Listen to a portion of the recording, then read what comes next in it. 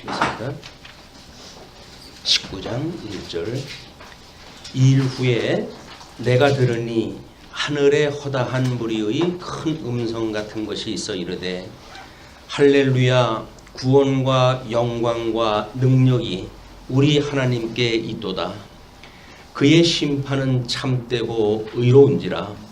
음행으로 땅을 더럽게 한 큰 음녀를 심판하사 자기 종들의 피를 그 음녀의 손에 갚으셨도다 하고, 두 번째로 할렐루야 하니 그 연기가 세세토록 올라가더라.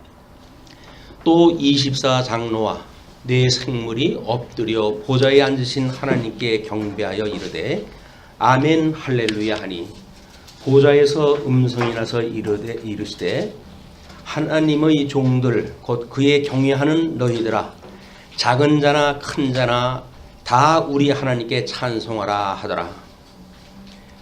일단 5절까지 상고했습니다. 오늘은 우리 요한계시록의 장이 바뀌는 날입니다. 그래서 제1장 우리 하나님의 양대 언약을 약속했던 그 내용으로부터 해서 그 다음에 우리 5장서부터 18장까지 하나님의 사역에 대한 걸 우리가 확인했다 했어요. 그리고 오늘 제3장으로 넘어가 가지고 하나님의 양대 언약 완성이라고 하는 큰 제목이 바뀌게 되어집니다. 일단 우리 양대 언약이라고 하는 것은 근본적으로 우리 창세기 1장 28절부터 시작되어진 거지만 우리 요한계시록은 모든 성경의 저수지라고 이렇게 이야기했어요. 그것만큼 모든 구약 성경의 근거 또는 신약 성경에서 약속되어진 것들이 총체적으로 이루어지는 것이 요한계시록이다. 우리가 이렇게 확인했다 했습니다. 자, 그렇기 때문에 이제 그 양대 언약 완성이 19장부터 22장까지 소개가 되어지는데, 먼저는 제1절로 해서 19장부터 20장까지입니다. 하나님의 의의 완성이라고 해서 이야기를 했어요. 우리 구속사에서 이야기하고 있는 우리 세계관은 몇 번씩 반복하다 보는 이야기지만, 하나님께서 창조하시고 그리고 타락되어진 우리 인생들을 하나님께서 구속을 하시고 구속받은 사람들이 어떻게 하나님 나라의 삶을 사는가, 요즘 구속사의 세계관이라고 이렇게 이야기를 했어요. 이거는 우리들도 마찬가지의 구조입니다. 근데 우리는 창조라고 하는 광범위한 설명이 아니라 특별히 인간을 만드시고 인간을 약속을 하다 하셨던, 그래서 우리가 양대 언약이라고 이거를 축소해가지고 근본적으로 양대 언약으로 이야기를 했고, 타락이라고 하는 것을 에덴 동산을 이끌어 들인 뒤에 에덴의 모든 복과 나라가 상실되어진 것, 이걸 이제 타락이라고 이렇게 타락에 대한 걸 상실이라고 의미를 갖다 부여했다 했어요. 그래서 이건 더 확대되어져 있는 개념입니다. 뿐만 아니라 이 구속도 일단 이 복과 나라를 어떻게 회복하시는가에 대한 주제로 되어져 있고, 마찬가지로 이 나라는 우리 하나님 나라의 백성들이 어떻게 살아가는가에 대한 이야기로 구성이 되어져 있어요. 그렇기 때문에 하나님 나라는 구원받은 사람들이 사는 곳이지, 이걸 살기 위해 가지고 우리가 이 언약을 믿는다든가 또는 구속사에 대한 어떤 은혜를 구한다든가 그런 것이 아니에요. 착각을 하게 되면 이 하나님 나라에 산다고 하는 게 최종 결론적인 건데, 하나님께서 승천하시고 성령을 보내주셔가지고 주님의 몸된 교회를 통해 가지고 현재는 유정교회지요. 유정교회를 통해 가지고 이 하나님 나라의 삶이 무엇인지를 가르쳐 주는 것이 세계관이고, 그걸 믿는 사람들이 신앙생활을 어떻게 하는가가 우리 교회관을 가지고 살아가는 사람들이에요. 그냥 교회관이 뭔가 우리가 어떤 그 신문에서는 노동력 착취를 갖다 하고 연보라든지 이 헌금 강요를 갖다 해가지고 엄청난 손해를 갖다 해가지고 신문에 나오고 그렇게 했는데, 이거는 하나님 나라에 살아간다고 하는 그 이야기는 하나님이 어떠한 분인가를 깨닫지 못하게 되면 우리는 짐승 권세를 가진 사람이나 음료 권세를 가진 자들에 의해 가지고 이거를 미용을 해가지고 사기를 당하고 살아갈 수밖에 없는 거야. 우리가 성경 공부를 남다르게 뭐 열심히 하는 것도 아닙니다. 사실은 성경 공부 열심히 하시는 분들은 대단해요. 근데 우리는 그래도 자꾸 통전적으로 성경을 확인하다 해가지고 이런 성경 전체가 말하고 있는 이런 관점에서 우리가 성경을 보고 있기 때문에 우리가 이 하나님 나라에 대한 것이 결코 하나님 나라의 백성이 되기 위해서 사는 것이 아니라 하나님 나라 백성이 되어졌기 때문에 어떻게 사는가에 대한 문제. 그래서 하나님의 뜻을 분별하고 살아가는 건 이런 우리가 영적 제사라고 이야기를 하는 겁니다. 영적 예배, 산 제사라고 이야기를 했어요. 그러니까 어떻게 하나님의 선한 뜻을 분별하고 살아갈 것인가, 이걸 분별하지 못하게 된다고 보면 뭐 우리 지금까지 공부했던 우리 로마 제국에 의해 가지고 핍박을 받는 7교회, 그 교회가 엄청난 그런 핍박을 당하고 있는데도 불구하고 하나님이 어떠한 분인가를 모르기 때문에 교회를 이탈하는 현상이 드러나는 거예요. 뭐 지금도 이 이탈하는 현상은 뭐 엄청난 속도로 지금 드러나고 있습니다. 그래서 젊은 층들은 교회를 출석하는 것조차 포기를 했다는 상태로 되어져 가고요. 또 뭐 우리 과거서부터 전통에 의해서 신앙생활을 했다고 한다면 뭐 은혜의 구속의 감동이라든지 이런 것보다는 그냥 나오는 버릇에 의해서 습관적인 신앙생활을 하는 것이 우리 신앙생활의 아마 현주소가 아닌가 싶어요. 어떻게 우리가 영적으로 깨어져 있어가지고 하나님의 나라의 백성으로 살아갈 것인가 라고 하는 것을 요한계시록을 총정리를 떠오면서 그런 생각이 들더라고요.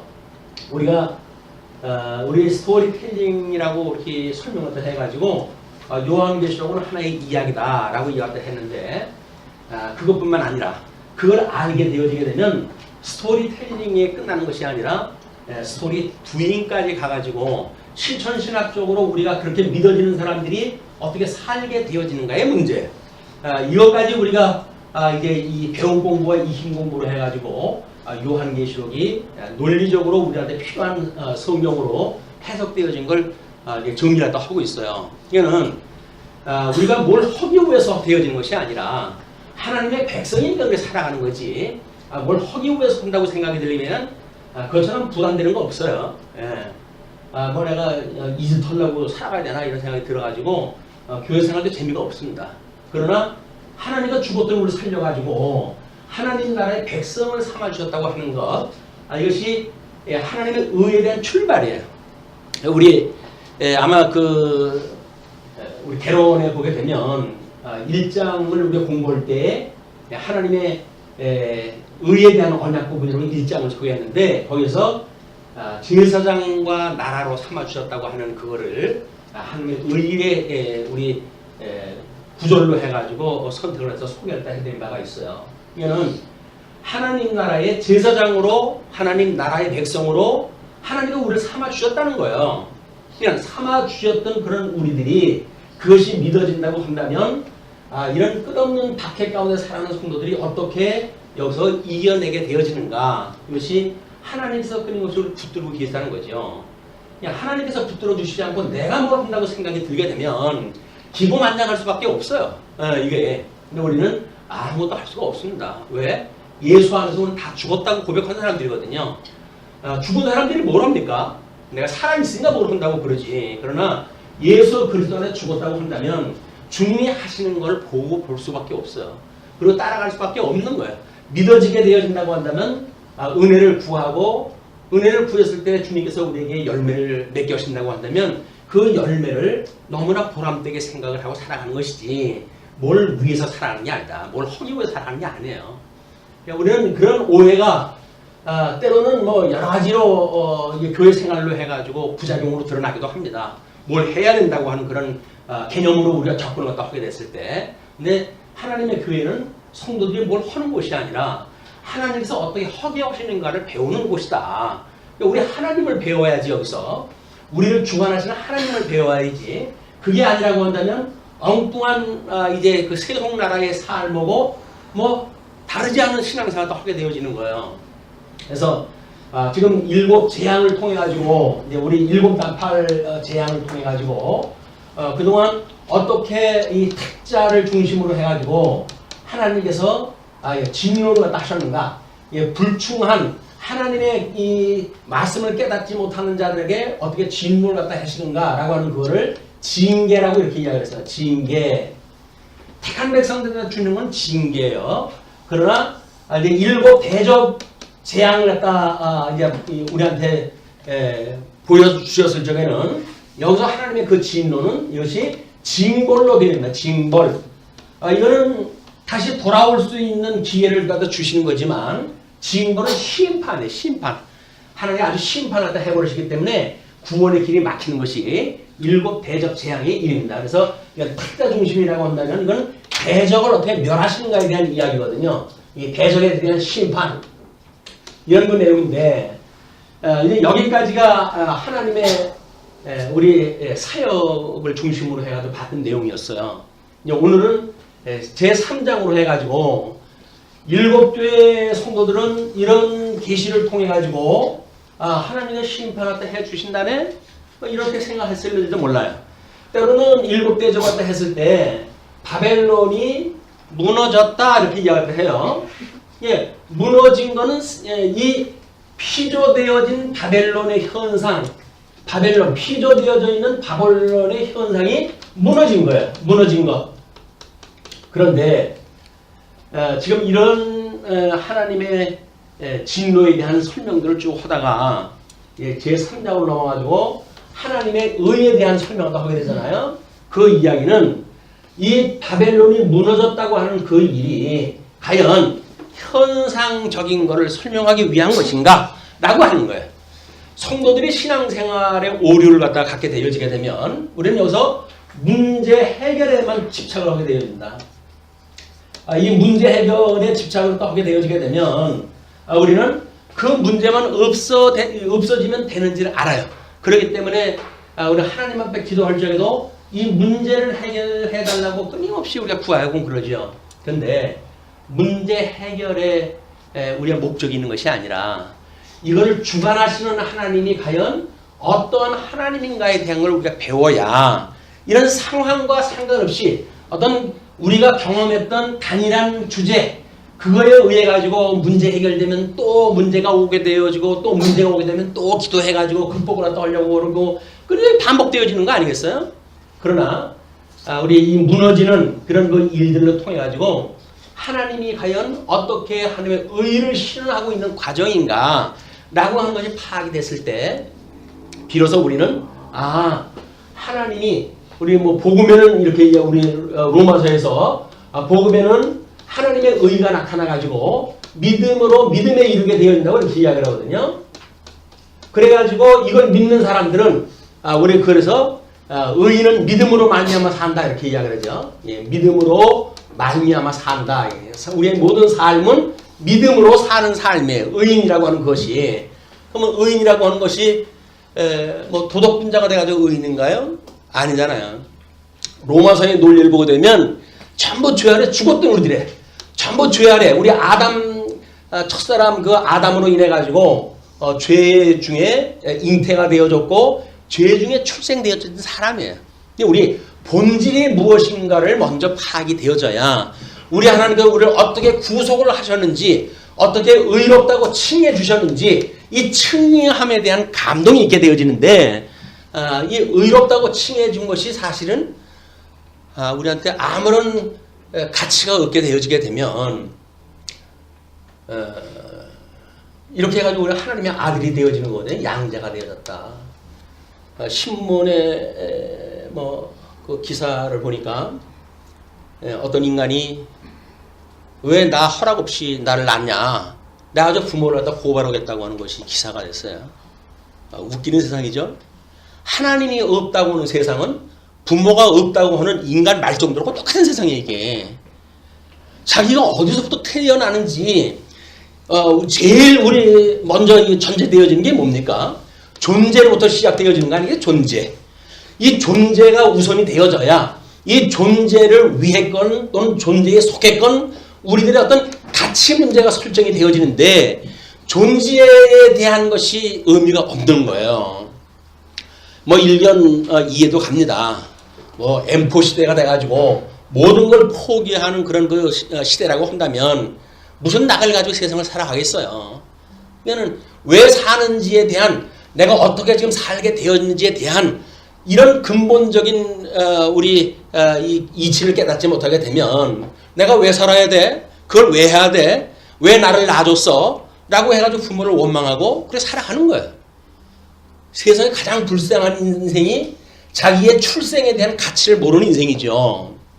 뭐 우리 그 사지가 없는 친구가 이 세상에 존재한다고 하는 것만 가지고 너무 은혜롭고 감탄이 돼가지고 그가 복음을 위해서 사는 삶을 여러 어떤 뭐 우리 영상을 통해서 아마 보신 적이 있으실 거예요.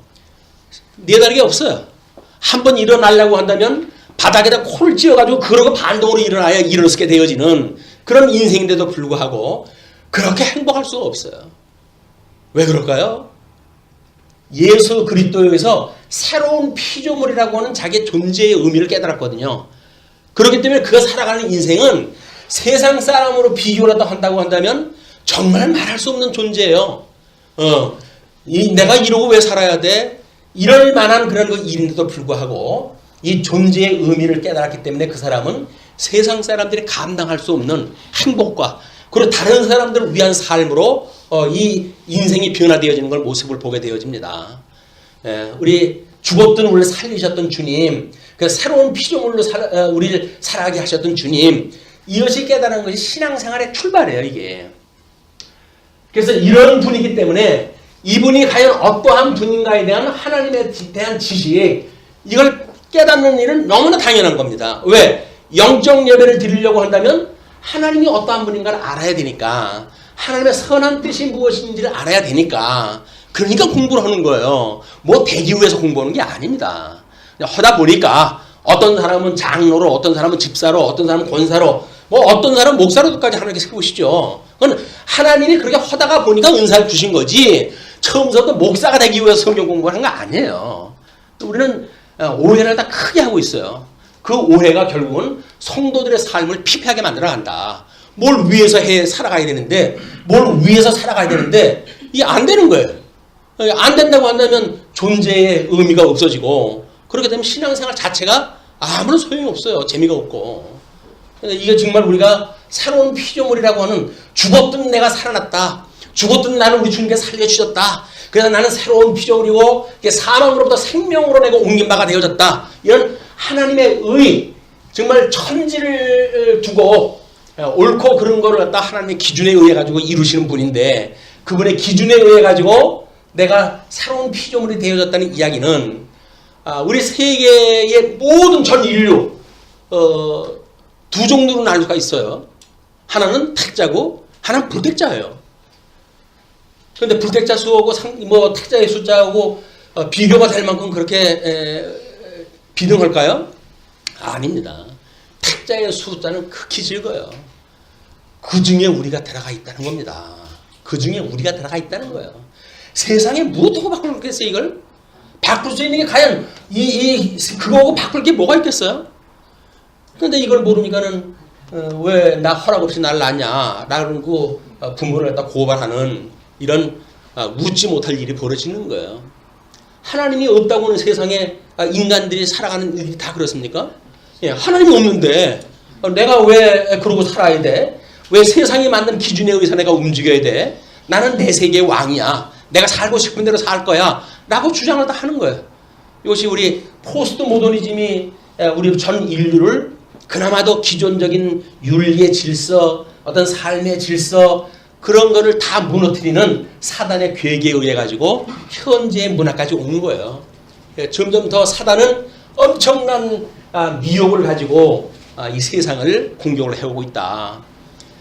그래서 7교회에 이렇게 핍박을 받고 있던 성도들이 뭐 7대접을 통해 가지고 대접을 갖다 심판했다 했는데, 이것만 가지고 속이 시원하겠죠. 너희들이 나를 갖다 이렇게 비웃거리고 나를 갖다 웃기더니 너희들 하나님 앞에 심판받지? 그래가지고 쾌재를 부를지도 몰라요. 근데 그거는 하나님의 섭리의 가장 근본적인 것이 아니라 이건 방편적인 거예요. 방편적인 것. 그래서 창조 섭리를 갖다 하시고 하나님께서는 그래서 안식을 하셨다고 이렇게 이야기를 했잖아요. 그래서 우리는 이걸 창조 사역이라고 이야기를 했고, 그리고 에덴을 창선을 하시고 이 아담을 이쪽으로 끌어들여가지고 그런 섭리한 거를 우리가 섭리사역이라고 이렇게 얘기했단 말이에요. 이게 섭리사역이다. 그러면 하나님께서 창조하셨을 때 그냥 창조한 대로 살아가게 하시게 되면 능력이 있으신 분이 뭐 못할 일이 뭐가 있겠어요? 그걸로 해가지고 천국, 지옥 다 구별로 다 하실 수가 있죠. 그러나 하나님께서는 이런 당신의 영광을 섭리사역을 통해 가지고 영광을 선포했다. 그것이 오늘 19장 1절부터 시작되어지는 할렐루야야. 할렐루야. 할렐루야 우리 주보에다 소개를 해드렸지만 여호와를 찬양하라 그 이야기거든요. 그럼 하나님께서 우리가 이렇게 살아가면서 인생이 살아가면서 하나님을 찬양하라는 이야기인데 신약 성경에는 여기밖에 없어요. 할렐루야라고 쓰는 용어가 우리 19장에서밖에 쓰진 않아요. 나머지 건 다 구약 성경에서 쓰는 거예요. 시편에서 뭐 할렐루야 뭐 이런 이야기들은 전부 시편에서 언급되어져 있는 거지. 신약 성경에서 할렐루야라고 하는 그런 언어 자체를 찾을 수가 없어요. 그런데 19장 넘어오니까 이런 하나님의 의를 설명을 하면서 할렐루야 찬송이 먼저 터져 나옵니다. 그러면 이스라엘 백성들이 그 할렐루야라고 하는 찬송을 부르는 이스라엘 역사가 과연 어땠을까? 이것이 전제되지 않는다고 한다면 우리는 다른 동네 그냥 이야기를 듣는 거나 마찬가지겠죠. 그렇지는 않습니다. 이스라엘 백성들 우리 주보에 그 할렐루야라고 하는 걸 소개를 해드렸는데 일단은 그 113편서부터 118편을 애굽의 할렐로 이렇게 구분하다 해놨다 그래요. 우리는 이 통섭 성경 개론에 의할 것 같으면 하나님의 의에 대한 찬양에 대한 부분에 속한 부분들입니다.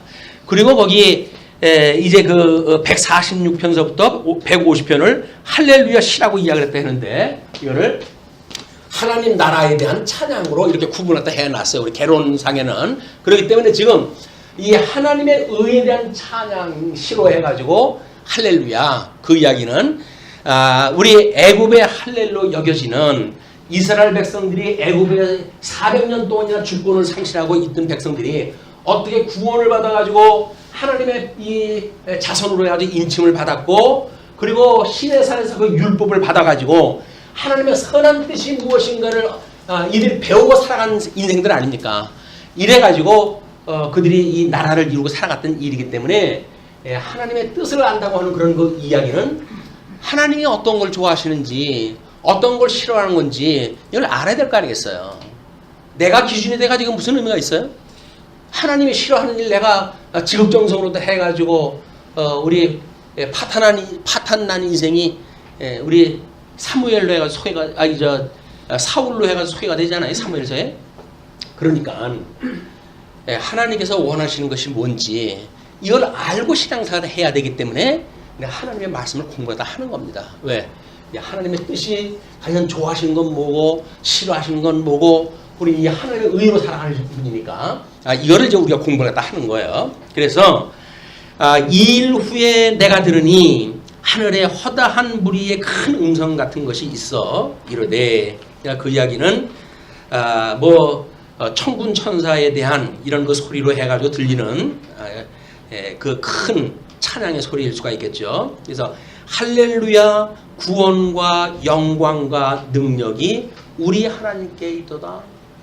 우리 주기도문에서는 나라와 영광이라고 했죠. 나라, 그다음에 권세, 영광 이렇게 이야기를 했어요. 근데 여기서는 구원에 대한 것이 나옵니다. 구원, 그다음에 이 권능, 그다음에 영광. 이것이 오직 주께 있다는 거예요. 할렐루야 찬송을 다 부르는 거예요. 그러면서 그의 심판은 참되고 의로우신지라. 지금 이 바벨론 심판에 대한 이런 걸 끝나고 지금 여기 들어왔기 때문에 이 하나님의 의는 심판이라고 해요. 심판. 그래서 복음에는 하나님의 의가 나타나가지고 믿음으로 믿음에 이르게 되어지는데 의는 믿음으로 말미암아 살지만 만약에 이걸 믿지 못하는 불신자들은 그 이야기죠. 불신자들은 심판을 당하는 근거가 되어지는 거예요. 이게 복음에는 양면이 있다고 그랬어요. 예수 믿고 천국 가세요 라고 하는 이야기만 있는 것이 아니라 예수 믿지 않으면 지옥 갑니다 라고 하는 이야기가 있는 거예요. 근데 세상 사람들한테 지옥 간다 그러면 듣기 싫어하잖아요. 그냥 그 사람들 듣기 좋은 얘기 하려고 하나님의 심판에 대한 이야기는 빼버리고 그리고 구원에 대한 메시지만 우리가 전하는 거예요. 그게 얼마나 하나님의 의에 대한 평가절합니까? 하나님은 의를 통해 가지고 구원의 능력을 보여주시기도 하고 심판의 능력을 보여주시기도 하는데 우리는 구원의 능력으로 해가지고만 초점을 맞춰가지고 해석을 그냥 하고 싶은 거예요. 내가 듣기 싫은 얘기는 일부러 빼고 싶은 거예요. 왜? 우리도 복음으로 이걸 믿음으로 산다고 하지만 믿음이 없는 우리들의 중생인의 삶을 보게 되면 말할 수 없는 그런 악의가 드러나고 악행이 드러나고 그러지 않습니까? 그는 우정 피하고 싶은 거예요. 근데 그러면 하나님의 말씀에는 의미가 없어요. 우리가 이 산다라고 하는 그 이야기는 끊임없이 하나님의 그 말씀으로 해가지고 우리 육신의 정욕으로 나타나는 모든 것들은 하나님의 심판으로 소멸되어질 일들이거든요. 그리고 오직 은혜로만 우리 믿음으로 해가지고 성령의 열매를 맺고 살아가야 되는데 육신의 소욕을 우리가 죽어야 되고 그것이 소멸되어야 되고 그런데도 불구하고 그걸 우정 외면을 한다고 하면 무슨 의미가 있어요? 그리고 구원만 우리한테 구한다고요? 그거는 우리 주님한테 정상적으로 드리는 예배의 형식이 아닙니다. 하나님이 싫어하는 것을 아무런 우리 양심의 가책을 느끼지 않고 신앙생활을 한다는 이야기는 우리는 하나님 앞에서 정상적인 삶이 아닌 거예요. 왜? 영적 예배라고 하는 하나님의 뜻을 분별해야 되고 이 뜻을 분별하게 됐을 때 끊임없이 우리는 책망이 없는 삶은 아무런 의미가 없어요. 이 책망. 하나님의 말씀은 교훈과 책망과 바르게 함과 의로 교육하게 유익하니 그렇기 때문에 말씀을 듣게 되면 책망이 먼저 오는 거예요. 이건 가르치는 자도 마찬가지다. 목사가 성경을 연구하다 보게 되면 책망거리가 왜 없어요? 전부 하나님의 그 의를 갖다 이야기를 하는데 인간 목사가 연구자가 봤을 때 자기 내는 세계에 책망거리가 얼마나 많겠어요? 이걸 보는 것이 은혜란 이야기예요. 이럼에도 불구하고 우리 주님께서 우리를 이렇게 믿음으로 살게 하시는 것이 하나님 주신 믿음, 이거 우리들한테 큰 은혜인 거예요. 말씀운동 서원교회는 우리 교회의 표를 말씀대로 알고 성경대로 알고 성경대로 믿고 성경대로 산다고는 표를 우리가 표방을 하고 교회를 세웠고 지금까지 오고 있어요. 성경대로 산다는 게 뭘까요? 성경대로 산다는 거. 불의한 우리들의 모습이 드러나게 되면 그것을 책망을 받는다는 이야기예요. 그리고 하나님께서 끊임없이 은혜를 주시는 걸 우리가 사모하고 이거를 하나님 앞에 감사하다 하면서 산다는 이야기예요. 우리가 윤리적으로 도덕적으로 완성도가 높은 삶을 사는 것이 믿음으로 사는 게 아니에요. 믿음도 없으면서 그 열매만 거짓 열매 맺어가서 살면 뭐랍니까? 근데 우리는 마치 내가 연출하는 어떤 그런 열매가 하나님과 주신 것처럼 스스로 오해라도 할 수가 있어요. 그게 오해가 되는 순간 우리는 손가락에 바로 지체를 향할 수밖에 없는 겁니다. 왜? 자기는 반듯한데 우리 지체는 그게 반듯하지가 않은 거예요. 그런데 과연 우리의 이 삶을 살아가게 되어지는 믿음이 하나님의 은혜로 믿게 되어진 건가? 라고 하게 되면 내가 받은 은혜가 은혜인데 다른 사람을 왜 책망을 갖다 내가 해야 됩니까? 주님 앞에서 자기가 책망을 받을 일이지 내가 책망할 일이 아니잖아요. 이런 걸 모르게 되면 우리는 예수님을 평생 믿고도 복음이 뭔지를 모르는 거예요. 이 복음이 우리한테 주시는 이 은혜의 감동이 뭔지를 모르는 거예요. 그러니까 신앙생활이 별로 재미가 없어요. 요거는 예수님을 믿고 첫사랑에 취해져 사는 이런 성도들이 누리는 은혜의 큰 복인지도 모릅니다. 신앙생활 오래 가면 오래 갈수록 이게 퇴색돼 버려요. 예, 허니문이라고 해가지고 신혼여행 갔다 오고 그럴 때는 얼마나 그게 달고 그랬으면 허니문이라고 그랬을까요? 그런데 그게 지나가게 되면 권태기가 들어오고 그래가지고는 원수처럼 살아가는 것이 부부련이 해요. 그래가지고 뭐 부부가 우리는 동지애로 산다면 전우애로 산다고 이야기도 할 정도니까 그 사람은 어디 갔나요? 근데 그것이 우리들 부부만의 문제가 아니라 예수 그리스도와 우리 결혼한 신부들의 모습 보고 똑같다는 겁니다. 이게. 그래서 이것이 당연하다고 믿어지게 되면 우리는 예수님하고 우리 예수님에 의해 가지고 신부가 되어졌다고 하는 놀라운 은혜의 감동 이것이 없이 그냥 습관화되어져 있는 신앙생활에 들어가다 보게 되면 일일이 조항을 따져야 되죠. 1, 2, 3, 4, 5, 6 조항을 따져가지고 요건 제대로 됐는지 요거는 안 되는지 체크리스트를 만들어 할 수밖에 없어요. 요걸 신율법주의라고 그러는 거예요. 예수님 오셨을 때 율법주의자들이 하나님 말씀 따라 살고 싶어하는 것이 잘못되어졌던 게 아닙니다. 자기네 의의가 하나님의 의의인 것처럼 착각을 한다는데 하나님의 지적이 있었던 거거든요. 우리들은 과연 하나님의 의의 은혜를 입고 있는가라고 하는 그것이 성도들의 어떤 신앙생활의 출발점이에요. 그 은혜로부터 신앙생활이 출발하는 겁니다. 그래서 뭐 소리 두잉이라고 했으니까 실천신학적으로 해서 요한계시록이 끝날 때쯤 가게 되면 하나님의 이 놀라운 요한계시록의 이야기가 우리의 삶의 역사로 이야기로 실천할 수 있는 그런 이야기로 신앙 고백으로 나왔으면 좋겠다라고 하는 것이 저의 개인적인 바람이기도 합니다. 여러분들의 여러분 목이지만 저만이라도 그렇게 살고 싶어요. 그것이 이 말씀을 연구하면서 가지고 있던 본인의 뜻입니다. 그렇기 때문에 그의 심판은 참되고 의로운지라 음행으로 땅을 더럽게 한 큰 음녀를 심판하사 자기 종들의 피를 그 음녀의 손에 갚으셨도다. 우리가 그를 동형보복법이라고 이렇게 이야기를 했어요. 우리 그 미혹을 갖다 해가지고 다른 백성들을 갖다 피를 갖다 흘리게 했으니까 하나님께서 그 피값을 다 갚게 하셨다. 그런 그 이야기죠.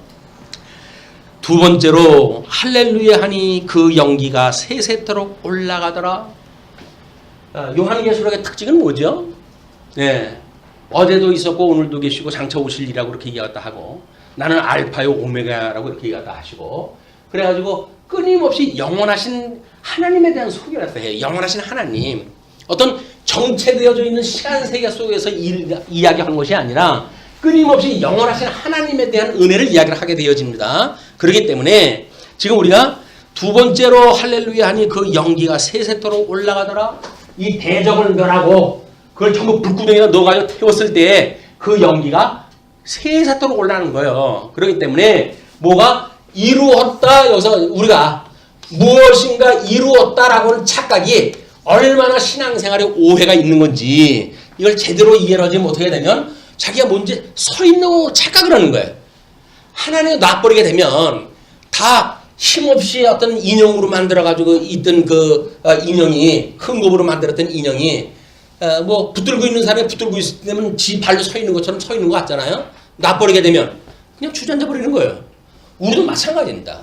서긴 뭘 서요. 이루긴 뭘 이루어요. 주님께서 이룬 거고 주님께서 세우신 거지 인간 우리가 서 있는 건 아무것도 없다는 거예요. 그냥 세세토록 그 은혜와 영광이 우리한테 세세토록 있기를 갖다 구하는 것 이것이 우리의 찬송이고 기도인 거예요. 이걸 놓치게 되면 내가 섰다 나는 이루었다 이렇게 착각이 드니까 내가 마치 반듯하게 신앙생활을 한다고 오해를 한단 말이에요. 그렇지는 않습니다. 외형적으로 보이는 것은 그렇게 보일지 몰라도 내면 속에 뭐 사망 가운데 우리가 잉태되어졌는데 죄 가운데 잉태가 되어졌는데 그 꼴이 오죽하겠어요. 거기서 출생되어진 인생인데 반듯하긴 뭐가 반듯하겠어요. 왜 우리의 죄를 처절하게 우리가 인정하지 않는 한 우리는 칭의의 은혜를 깨달을 수가 없어요. 말할 수 없는 나는 죄인이라고 하는 고백이 있어야 우리는 이 은혜의 감동이 오게 되어지는 겁니다. 우리 사도 바울처럼 자기가 죄인 중에 괴수라고 고백을 했던 것이 바울에만 특별하게 있었던 죄 때문에 그럴까요? 뭐 믿는 사람들 끌어다가 이 어떤 포로로 만들어가고 뭐 죽이는데 가피를 던지고 그런 것 때문에 그럴까요? 아닌 거예요. 그분이 자기를 갖다 내면 세계를 봤을 때 너무나 많은 죄를 깨닫게 되어지는 거야. 내 인생이 이런 모습이었구나. 그런데도 내가 잘났다고 생각이 들어가지고 믿는 사람들을 고발을 했다 하고 이런 짓을 했다 했으니 하나님 앞에 얼마나 부끄럽겠어요. 그러니까 나는 죄인 중에 괴수입니다 라는 고백이 나오는 겁니다. 사도 바울의 고백이 아니라 우리들의 고백이 되어졌으면 얼마나 우리가 은혜 가운데 살아가게 되어질까. 다른 사람들이 우리를 향해서 뭐 정죄하고 뭐 우리를 향해 가지고 이러고 저러고 하는 것 그게 무슨 상관이에요 내가? 나는 죽어서 웃고 내가 그리스도 안에 있는데 그리스도 안에 있는 나한테 만약에 그런다고 한다면 그게 누구를 향한 정죄라고요? 예수님에 대한 정죄예요. 그게 우리한테 담력으로 와야 되는 거 아니에요? 내가 예수님 안에 있는데 네가 나를 그렇게 본다고? 나를 그렇게 정죄한다고? 그 예수님한테 대한 책망일 텐데 그게 믿어지는 순간 우리 입을 다물게 되어지는 거예요. 그분을 믿으니까 우리가 그나마도 위로를 받고 사는 거예요. 믿음으로 산다고 하는 그 이야기는 무거운 짐을 지는 것이 아니라 주님께서 수고하고 무거운 짐 지는 자들아 다 내게로 와. 내가 너희를 쉬게 하리라 이야기를 하잖아요. 주님 안에 들어가게 되면 쉬는 거예요. 쉬는 것. 내가 하는 게 아니라 주님께 쉬게 하는 거예요. 아니 교회 생활 그렇게 힘들게 하는데 뭘 쉬는 게 쉬는 거래. 이야기 하시는지 모르겠지만 그거야. 하나님께서 은혜의 감동으로 나오게 하시는 일이니까 아무리 해도 우리 피곤한지를 모르잖아요. 그냥 하는 거예요. 그게. 그걸로 해가지고 뭔가 공치사를 한다든가 뭐 우리의 의의를 삼다든가는 하나님 앞에 그것이 범죄 행위예요. 우리한테 주어지는 은혜로 말미암는 삶, 그것이 하나님의 칭의에 대한 걸 어떻게 이루어 가시는가에 대한 우리 그 할렐루야 찬송에 대한 이야기입니다. 그러면서 또 24장로와 네 생물이 엎드려 보좌에 앉으신 하나님께 경배하여 이르되 아멘 할렐루야 하니. 요거는 그 우리 시편 기자들에 의해 가지고는 시편의 단 한 구절에만 아멘 할렐루야라고 하는 구절이 나와 있다고 특별히 강조를 갖다 하고 그렇습니다. 그냥 아멘 할렐루야라고 하는 것이 요즘 강대상에서 이 복음이 선포되지 않고 우리들한테 어떤 인간적인 어떤 선행을 유도하고 그런 거를 강조하면서도 우리한테 요구하는 게 뭐예요? 아멘 할렐루야예요. 아멘 할렐루야는 목사의 이야기한테 아멘 할렐루야 하는 게 아니에요.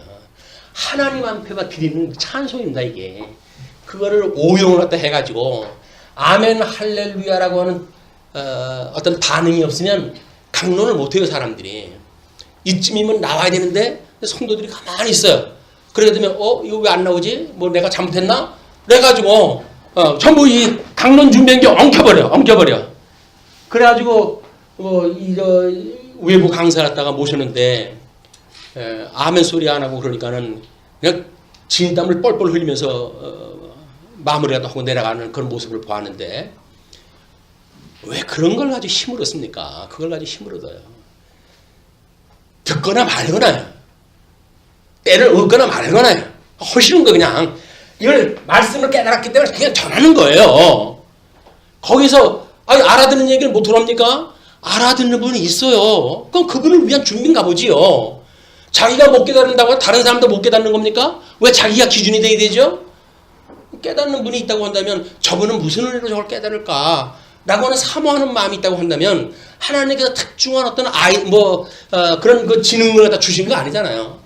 그냥 지혜를 주셨기 때문에 이렇게 깨달아지는 일인데 다 사모할 일이다. 그게 누구는 깨닫고 누구는 못 깨닫고 그래 못 깨닫는 사람들의 어떤 함정이거나 이런 게 아니에요. 끊임없이 생명의 말씀입니다. 그 말씀을 깨닫는 순간 어느 날 그것이 내 가슴을 때리고 그래가지고 예수 그리스도의 그 놀라운 구속의 은혜를 다시 한번 깨닫고 회복이 되어지고 그래서 신앙생활에 대한 회복을 이루는 일이 하나님의 은혜를 깨닫는 일이기도 하다. 그러니까 보좌에서 음성이 나서 이르시되 하나님의 종들 곧 그를 경외하는 너희들아 작은 자나 큰 자나 다 우리 하나님께 찬송하라. 작은 자고 큰 자가 있대요. 믿음으로 해가지고 승리 단계가 되면 다 똑같다고요? 안 그래요. 큰 자고 작은 자 다 있어요. 그래서 멸관에 대한 그런 것도 여러 가지 복이 다르고 그러지 않습니까? 그 이야기는 뭡니까? 본인에게는 그것이 충분한 숫자죠. 주얼이 하나님이 주신 충분한 은혜예요. 그러나 하나님께서 보셨을 적에는 적은 자도 있고 큰 자도 있고 하나님 그렇게 섭리하다 해 가시겠다는 거예요. 그것이 하나님의 섭리 방법이다. 그래서 그를 경외하는 너희들아 작은 자나 큰 자나 다 우리 하나님께 찬송하라. 다 같이 하는 건 뭐예요? 큰 자 작은 자가 있어요. 이런 수단적으로 봤을 때 큰 자가 여기서 큰 자가 있고 작은 자가 있어요. 그러나 여기서 공통적으로 해야 되는 게 뭐라고요? 이게 찬양이에요. 찬양하는 거는 그 적은 자는 적은 대로 큰 자는 큰 자대로 찬양하다 하는 거니까. 그래서 생긴 대로 해가지고 어떤 자는 안 하고 어떤 자는 하고 그러는 것이 아니라 공통적으로 해야 되는 것이 있는데 그게 뭐냐면 찬양이라는 이야기입니다. 그러니 6절로부터 이제 8절 보시게 되면 어린 양과 아내의 혼인잔치를 표심을 찬송하게 되어집니다.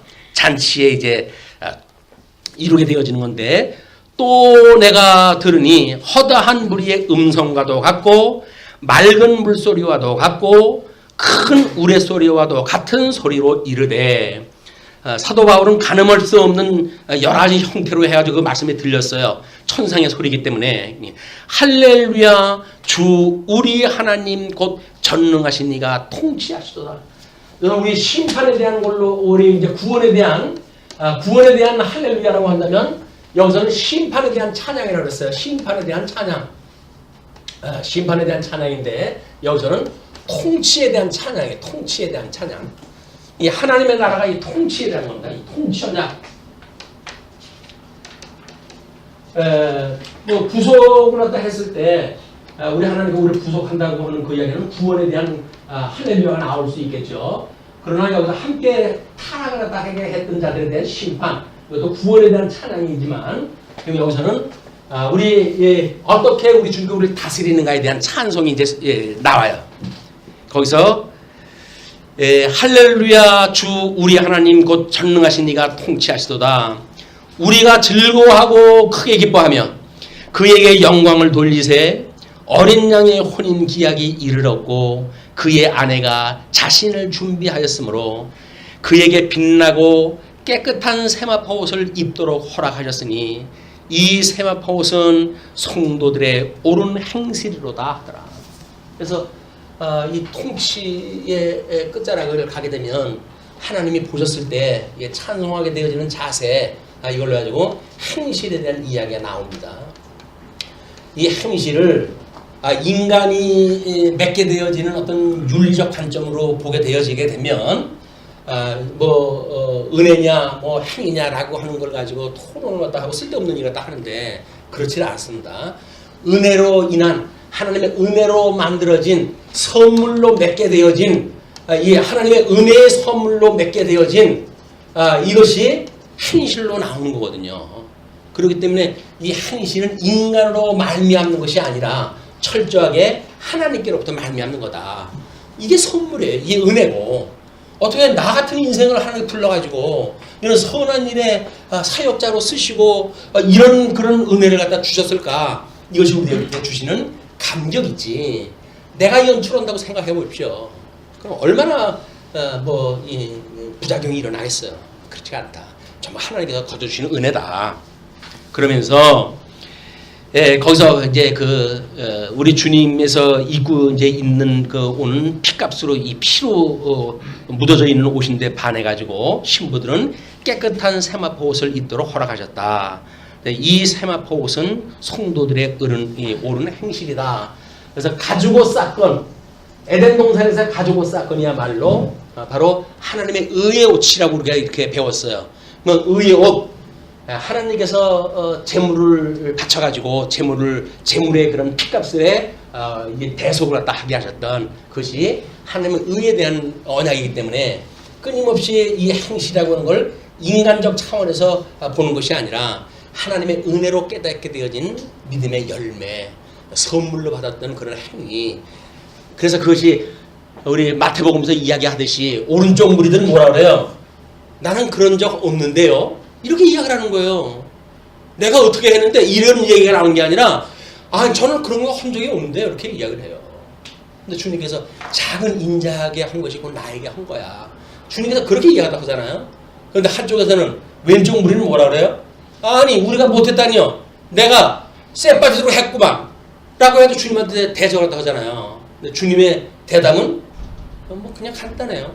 난 너 모르겠는데. 모른다는 거예요. 모르는데 뭘 지가 주님 앞에 뭘 해.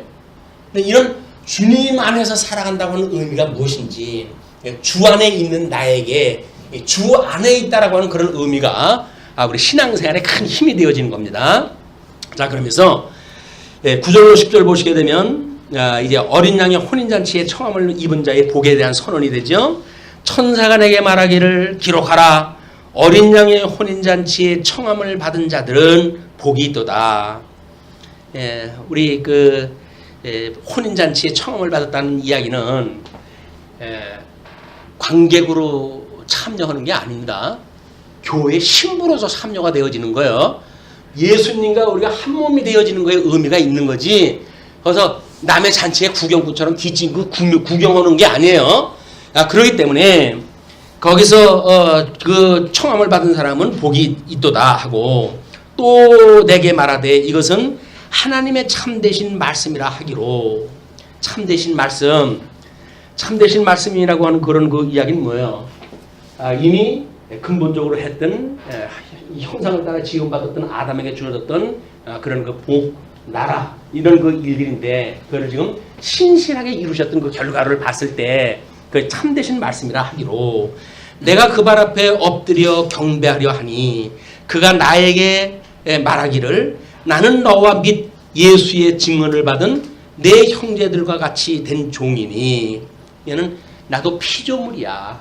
하나님의 은혜를 따라 살아가게 되면 피조물이야. 그런 그 이야기죠. 그러니 삼가 그리하지 말고 오직 하나님께 경배하라. 예수의 증언은 예언의 영이라 하더라. 우리 이제 구약 성경에서 이 구약의 언약대로 해가지고 예수님이 이걸 다 이루신 거 아니에요? 이게 복음에는 하나님의 의가 나타서 이걸 이루었어요. 구약을 믿는 그 믿음으로 해가지고 신약 성경을 믿는 믿음에까지 이르게 되어진 겁니다. 예수님의 성천을 갖다 하시고 성령을 보내주셨어요. 그러니 우리는 주님 앞에 우리가 이 통치를 다 받는다는 이야기는 뭡니까? 성령의 열매를 맺고 살아가는 거예요. 성령의 열매를 맺고 살아가는 것이 예수 통치를 다 받고 살아가는 거예요. 근데 성령을 우리가 별로 값없이 여기고 뭐 이상한 신비주의 운동하는 어떤 주체로 성령을 오해하게 된다면 그거는 신앙생활에 매우 왜곡되어진 신앙생활이에요. 성령의 충만함이라고 하는 말씀 충만입니다. 하나님의 선한 뜻이 무엇이고 싫어하는 뜻이 뭔지를 알아서 우리의 삶을 끊임없이 하나님 앞에 의지하고 기도하고 살아가는 성도들의 삶이지, 뭐 여기서 무슨 손을 갖다 대면 병이 나가고 뭐 환자가 뭐 안진뱅이가 일어나고 하는 역사가 일어나는 것, 그건 예수님이 당신이 구약에 언약되어진 메시아라고 하는 것을 증명하기 위한 표적적인 일이지 지금 나오는 게 아니에요. 지금 뭐 장로님들 중심으로 해가지고 신사도 운동이니 뭐 이런 거 벌어지고 그러는데, 근데 빠져들어가면 안 됩니다. 신사도 운동은 사도 시대가 끝남으로 해가지고 모든 특별 계시는 글로 끝이 났어요. 근데 그걸 이제 와가지고 무슨 신사도니 뭐니 해가지고 그때 있었던 표적이 지금 일어난다? 그거는 마귀의 역사입니다. 그런 일들은. 자, 그런 뒤에 11절로부터 이제 짐승과 거짓 선지자의 멸망이 소개가 되어지죠. 자, 우리는 하나님의 의의 완성 부분에서 혼인잔치라고 하는 이 장면을 공부를 하고 있는데, 이 혼인잔치 외에 또 잔치 하나가 있어요. 그게 새들의 잔치예요. 하나님이 어떻게 그들을 죽게 해서 죽음이 있는 곳에 새가 모인다고 했던 이런 그 역사가 일어나는지에 대한 새들의 잔치예요. 짐승들의 잔치예요. 여기는 우리 백마를 탄 예수 그리스도의 잔치, 신부를 맞이하는 신랑 예수 그리스도의 잔치라고 한다면, 여기서는 죽음을 이루게 되어지는 심판의 잔치가 벌어진다. 그래서 1절로 3절, 11절로 16절 보시게 되면 백마 탄 자가 만국을 공의로 다스리는 만왕의 왕이심을 이제 소개를 합니다. 또 내가 하늘이 열린 것을 보니 보라 백마와 그것을 탄 자가 있으니 그 이름은 충신이라. 얘는 죽도록 충성하신 분이에요. 그분은 진실이라. 이거는 진리신 분이에요. 그러므로 그가 공의로 심판하며 싸우더라. 하나님의 뜻대로 심판한다고 하시는 거예요. 그래서 그 눈은 불꽃 같고 그 머리에는 많은 관들이 있고, 이것이 우리가 어디서 봤던 그 문장입니까? 1장에서 7 촛대 사이를 두루 다니시는 예수 그리스도의 형상에 대한 소개를 갖다 했을 때, 그때 그 예수님이에요. 불꽃 같은 눈으로 지금도 주님의 몸된 교회를 그분께서 직접 통치하신다는 거예요. 주님이 불꽃 같은 눈으로 우리의 삶, 이덕성이의 내면 세계를 들여다보고 계시다는 거예요. 그게 만약에 정말 믿어진다고 한다면, 이 믿음이 아니면 전 도저히 살 수가 없어라고는 신앙 고백할 수밖에 없죠. 무슨 우리들의 그 잘난 의의를 갖다가 우리가 이야기를 합니까? 불꽃 같은 눈으로 우리 같은 내면을 보신다고 한다면 우리는 옷깃을 여물고 살아도 이걸 당할 재주가 없어요. 오직 하나님의 은혜밖에 구할 방법이 없어요. 그러니 이제 머리에는 많은 관들이 있고 우리 짐승들은 7두 십각이라고 해가지고 거기에 멸관이 있다고 이야기를 했죠. 그러나 예수님은 많은 관이 있어요. 승리할 때마다 쓰게 되어지는 관인데 온 세상을 통치하니까 이분이 가지고 계신 멸관 숫자는 이루 세일 수가 없는 거예요. 그게 그렇게 되어져 있고, 그리고 이제 자기밖에 아는 자가 없다. 예, 또 이름 쓴 것 하나가 있으니 자기밖에 아는 자가 없고, 그래서 하나님을 온전히 아는 것은 예수님밖에 없어요. 그리고 그 예수님과 하나님을 대하는 것은 그분께서 보냈던 성령만이 그분의 뜻을 갖다 아실 수 있는 거예요. 그래서 이 성령만이 이런 하나님의 기뻐하신 뜻을 알기 때문에 우리들에게 이걸 구하라는 이야기입니다. 중보기도로 하시는 분이 성령이 우리를 갖다 기도하게 하시는 거예요. 그래서 우리 성령께서 그걸 놔버리게 되면 우리는 주님이 어떤 분인지 몰라요. 진리 인식의 주관자 성령님이에요. 이분을 말미암아서 우리 진리 세계를 깨닫고 진리 안에 살게 되어지는 건데, 이분을 푸닥거리하는 어떤 그런 무당 푸닥거리하는 것처럼 성령의 사역을 만약에 이야기를 한다고 하면 그거는 성령에 대한 모욕입니다. 이게 전부 여기서 면하자, 이런 어려움에서 피할 수 있으면 성령 하나님의 방법이든 아니든 동원해가지고 그걸 피하자, 그 이야기거든요. 근데 그 단계를 넘어서 하나님을 찬양하는 단계까지 가게 되면 문제 해결에 문제가 있는 게 아니에요. 문제는 있어도 없어도 그냥 우리들한테 하나님을 배우는 도구일 뿐이지, 이것이 우리들한테 신앙생활 좌지우지할 만한 조건이 안 되는 거다. 그가 피 뿌린 옷을 입었는데 그 이름은 하나님의 말씀이라 칭하더라. 그래서 그 하나님의 말씀이라고 하는 그 이야기는 우리 로마 제국이 그때 당시에 이제 그 백말 타고 왔던 우리 예수님의 형상을 가지고 개선장군처럼 들어온 그런 모습들입니다. 그들이 백말이라든지 이런 것들은 깨끗하게 이렇게 닦아놨는데도 불구하고 그 피가 묻은 망토라든지 그걸 그냥 입고 들어와요. 왜? 그것이 전쟁에서 자기의 전력이기 때문에 그렇습니다. 그런 걸 그냥 입고 들어오게 되어지는데, 예수님도 피 뿌리는 옷을 입었는데 그 이름은 하나님의 말씀이라 칭하더라.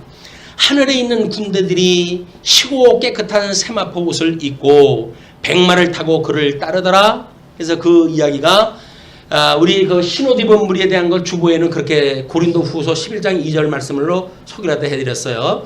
내가 하나님의 열심으로 너희를 위하여 열심을 내노니 내가 너희를 정결한 처녀로 한 남편인 그리스도께 드리려고 중매함이로다. 말씀을 끊임없이 전하는 게 뭐예요? 이게 옳은 행실을 가진 신부로 소개하기 위해서 내가 너희들한테 끊임없이 선포를 한다. 그런 그 이야기죠. 그런데 그분이 하늘에 있는 군대들이 희고 깨끗한 세마포 옷을 입고 백마를 타고 그를 따르더라. 성도들의 옷은 깨끗해요. 그 이야기는 뭡니까? 여기서 무너졌도다 바벨론이요 라고 했을 때 이거를 주님께서 무너뜨려 버린 거예요. 근데 거기에 우리가 흰옷 입은 무리로 마땅히 따라가게 되어지는 성도들은 손 하나 까딱 안 하고 뒤따라가는 거예요. 그렇기 때문에 우리들이 입은 옷은 흰옷 그대로 입고 지금 따라가고 있는 겁니다. 거기에 원수를 갖기 위해서 피 묻은 거 하나도 없어요. 그러면서 그 입에서 예리한 검이 나오니 그것으로 망국을 치겠고 친히 그들을 철장으로 다스리며 또 친히 하나님 곧 전능하신 이의 맹렬한 진노의 포도주 틀을 밟겠고 그 옥과 다리에 이름을 쓴 것이 있으니, 우리 사탄도 자기의 그 온몸에 가증한 이름을 갖다 잔뜩 써 있다고 그랬죠. 예수님도 당신의 다리와 옷에 이름을 쓴 것이 있는데 만왕의 왕이요 만주의 주라 하였더라. 그래 차별화되어지는 겁니다. 이 사단 세계하고. 그러면서 17절로 18절 천사가 공중의 새를 큰 잔치에 초대해서 고기를 먹게 합니다. 자, 내가 보니 한 천사가 태양 안에 서서, 태양 안에 서면 타지 않나요? 근데 하나님이 천사를 태양 안에 서서 공중에 나는 모든 새를 향하여 큰 음성으로 외쳐 이르되 와서 하나님의 큰 잔치에 모여 왕들의 살과 장군들의 살과 장사들의 살과 말들과 그것을 탄 자들의 살과 자유인들이나 종들이나 작은 자나 큰 자나 모든 자의 살을 먹으라 하더라. 결국은 짐승 밥이 되게 한 거예요. 그래서 흙이니까 흙으로 돌아가는 건 당연한 거죠. 저주받은 자들한테. 그러면서 19절서부터 21절까지 백마 탄자가 짐승과 거짓 선지자를 잡아가지고 불못에 던지는 사건이 소개가 되어집니다. 또 내가 보매 그 짐승과 땅의 임금들과 그들의 군대들이 모여 그 말탄 자와 그의 군대와 더불어 전쟁을 일으키다가 짐승이 잡힘에 그 앞에서 표적을 행하던 거짓 선지자도 함께 잡혔으니 이는 짐승의 표를 받고 그의 우상에게 경배하던 자들을 표적으로 미혹하던 자라. 이 둘이 산채로 유황불못을 붓는 못에 던져지고. 그러니까 하나님의 역사를 이렇게 대적하는 이 자들을 보게 되면 끊임없이 짐승 권세와 음료 권세로 있어서 그래가지고 진리를 왜곡시키는 자들 또는 정치 세력을 가지고 택한 백성들을 군박하는 이런 자들, 이런 자들로 만들어져 있는데 지금 거기에 마지막 심판을 갖다 하나님가 하시는 일이에요. 그러면서 그 표적으로 미혹하던 자라. 이 둘이 산채로 유황불 붙는 못에 던져지고. 어떻게 망했을까요? 그냥 무너졌다라고 이야기했다 해가지고 뭐 거기서 장사꾼들이 뭐 애곡을 갖다 하고 왕들이 애곡을 하고 그런 정도의 수준이 아니죠. 구체적으로 지금 어떤 현상이 일어나는지를 보여주는 거예요. 그걸 불못에 유황 붓는 못에 던져지고 그 나머지는 말탄 자의 입으로부터 나오는 검의 죽음에 모든 새가 그들의 살로 배불리더라. 그래서 우리 마지막 죽음이 있는 곳에 이 독수리가 있다라고 하는 이런 그 뜻을 따라 가지고 예수 그리스도의 통치가 받는 자들은 은혜의 선물로 오른의 행실을 받는 우리 어린 양목의 결혼 예습이 일어나고 한쪽에서는 죽음으로 해가지고 새의 밥이 되어지는 그런 양극화되어져 있는 심판을 우리가 보게 되어집니다. 잔치예요. 똑같은 잔치. 새들의 잔치. 여기서는 어린 양의 잔치. 이런 걸로 해가지고 하나님의 의에 대한 이런 그 부분을 지금 21절까지 소개가 되어졌는데 20장까지도 계속되어지는 이야기입니다. 그래서 다음 시간에 20장을 소개하기로 하고 오늘 말씀 줄이죠.